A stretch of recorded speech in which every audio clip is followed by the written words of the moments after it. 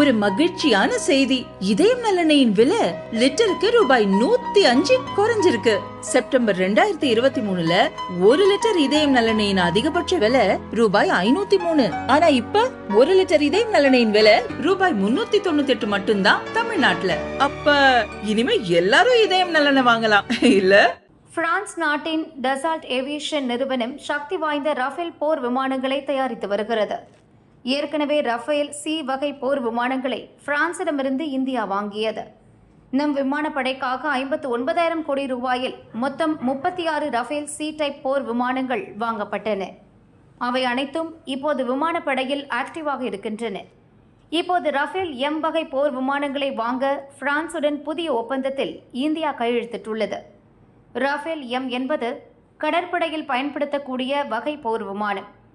நம் கடற்படைக்காக மொத்தம் 26 Rafale M விமானங்களை வாங்க இந்தியா ஒப்பந்தம் செய்துள்ளது. 26 ரஃபேல் எம் போர் விமானங்களின் விலை 63,000 கோடி ரூபாய். இதில் 22 சிங்கிள் சீட் விமானங்கள், மீதமுள்ள 4 டபுள் சீட் விமானங்கள். சிங்கிள் சீட் விமானங்கள் சண்டைக்கும், டபுள் சீட் விமானங்கள் பைலட்டுக்கான பயிற்சிக்கும் பயன்படுத்தப்படும்.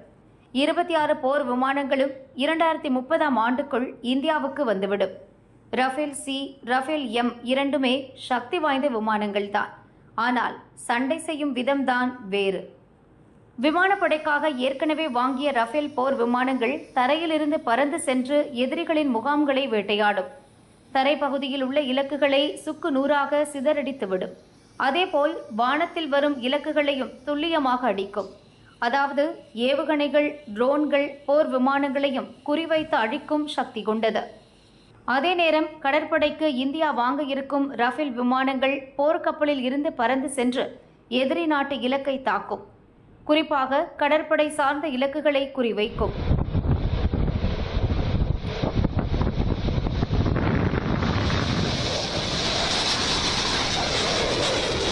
அதாவது போர்க்கப்பல்கள், அதிலிருந்து ஏவப்படும் போர் விமானங்கள் ஏவுகணைகளை தாக்கி அழிக்கும்.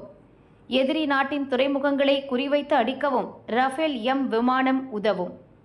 ரஃபேல் எம் போர் விமானம் ரஃபேல் சி விமானத்தை விட 500 கிலோ எடை கூடுதல். ரஃபேல் எம் விமானத்தில் மொத்தம் 9,500 கிலோ எடை கொண்ட ஏவுகணை, ராக்கெட் குண்டுகளை சுமந்து சென்று வீச முடியும். மொத்தம் 14 இலக்குகளை ஒரு போர் விமானத்தால் தகர்க்க முடியும். போர்க்கப்பல் நிறுத்தப்பட்டிருக்கும் பகுதியில் இருந்து 1000 கிலோமீட்டர் ரேடியஸில் இருக்கும் எதிரிகளின் இலக்கை தூள் தூளாக்கலாம்.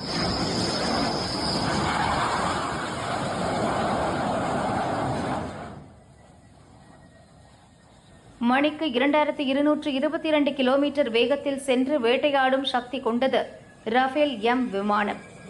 அதிகபட்சமாக 50,000 அடி உயரம் வரை பறந்து செல்லும். ரஃபேல் எம் விமானத்தில் உள்ள ரேடார் மிகவும் துல்லியமானது. எதிரிகளின் இலக்குகளை எந்த வகையிலும் மிஸ் செய்யாமல் தாக்கும். நிறுத்தி வைத்திருக்கும் போது இதன் ரெக்கைகளை சுருக்கிக் கொள்ள முடியும். இதனால் ஒரே நேரத்தில் நிறைய போர் விமானங்களை போர்க்கப்பலில் நிறுத்தி வைக்க முடியும்.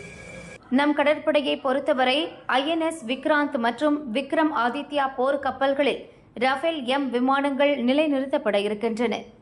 உலகிலேயே மிகவும் சக்தி வாய்ந்த கடற்படையை வைத்திருப்பதாக சீனா மார்த்தட்டி வருகிறது. அதை சமாளிக்கும் விதமாக இந்தியா நம் கடற்படையை வலுப்படுத்தி வருகிறது. ரஃபேல் எம் போர் விமானங்களை வாங்க போட்ட ஒப்பந்தம் இதன் ஒரு அங்கம்தான்.